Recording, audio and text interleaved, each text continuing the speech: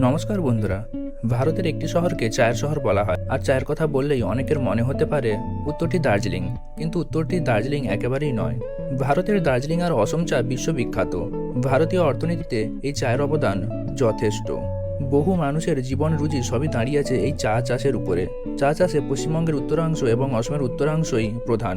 হিমালয়ের কোল ছুঁয়ে পাহাড়ের কোলে চায়ের বাগান চোখ জুড়িয়ে দেয়।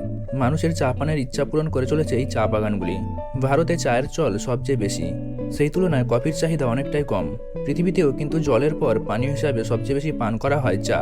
সেই চায়ের ক্ষেত্রে দার্জিলিং চায়ের আবার আলাদাই কদর। তবে ভারতের চায়ের শহর কিন্তু দার্জিলিংকে বলা হয় না, এমনকি পশ্চিমবঙ্গের অন্য কোনো জায়গাকেই বলা হয় না।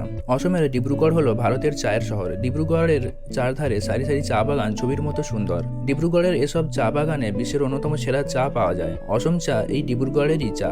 প্রায় 200 বছর আগে ভারতে চা চাষের সূচনাই হয়েছিল এই ডিব্রুগড় থেকে। এখানে প্রথম চায়ের চারা লাগানো হয় ইস্ট ইন্ডিয়া কোম্পানির উদ্যোগে।